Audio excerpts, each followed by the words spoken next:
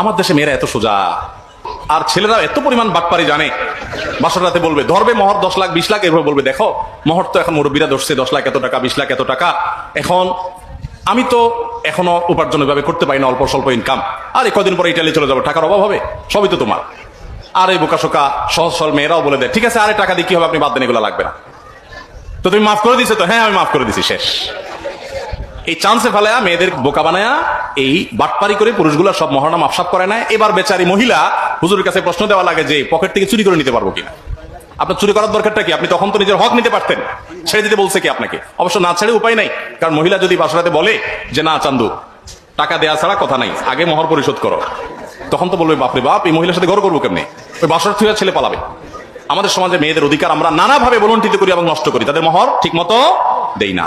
তো যাই হোক, মা বোনদের অধিকার তাদের পাওনা দিয়ে দিবেন, টুকটাক তাদের হাত খরচে দেওয়া উচিত। তাদের মা আছে বাবা আছে, খোঁজ খবর নিবে, যতটুকু পারেন সাধ্য অনুযায়ী তাদেরকে খোঁজ খবরের জন্য বা হাত খরচের জন্য টাকা পয়সা দিবেন।